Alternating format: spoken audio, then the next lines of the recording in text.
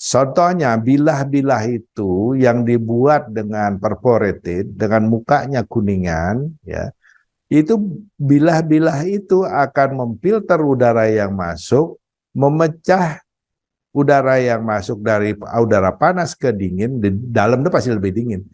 Itu akan terjadilah breeze atau angin sepoi-sepoi yang membuat nyaman.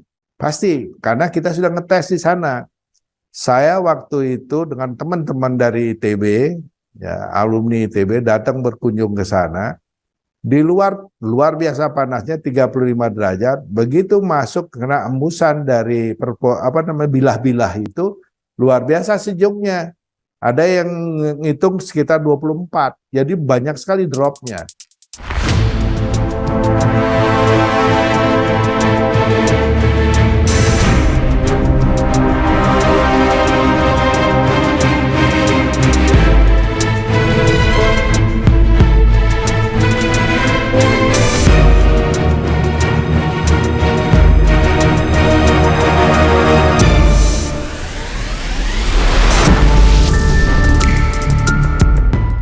Ibu kota Nusantara, IKN, segera akan memiliki ikon baru yang megah dan inovatif, yakni Istana Garuda.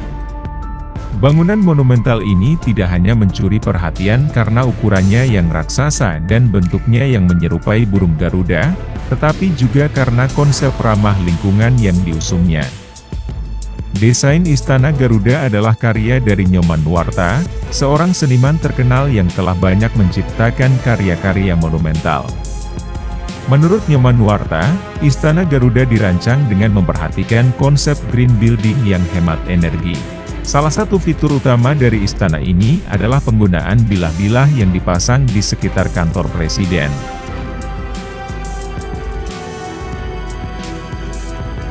Bilah-bilah ini tidak hanya berfungsi sebagai elemen estetika, tetapi juga memiliki fungsi penting dalam memfilter udara yang masuk ke dalam bangunan, ujar Nyoman Nuarta.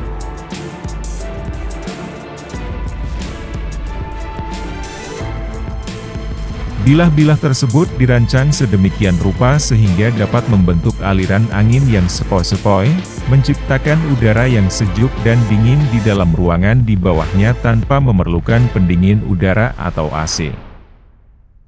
Ya begini Pak, seperti kantor presiden, itu kita desain sesuai dengan harapan masa kini, yaitu harus hemat energi, ya.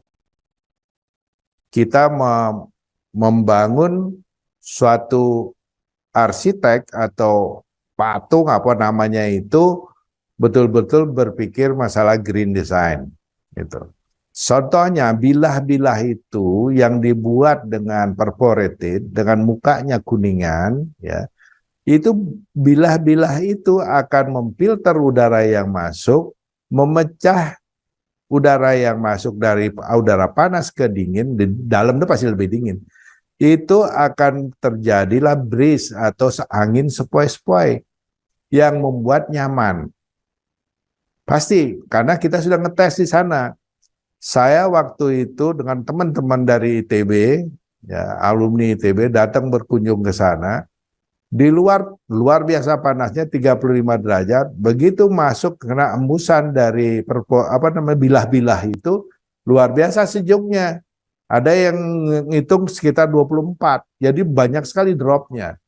Nah, asal nanti interiornya ini jangan pasangin kaca gitu loh. Kalau dia pasang kaca, megap-megap lagi kita. Khusus di ruang tunggu, ya, ruang tunggu itu di bagian sayap, itu kan berupa dek melayang. Tingginya dari bawah itu 30 meter deknya Pak. Ceilingnya 30 meter ke atas. Bawahnya akan ditanam pohon-pohon itu. Jadi kita seperti berada di hutan tropis. Nah, harapan kita. Nah, jadi ngelihat hijau aja sudah orang akan happy itu. Harapannya itu. Jadi kita berpikir sampai ke sana.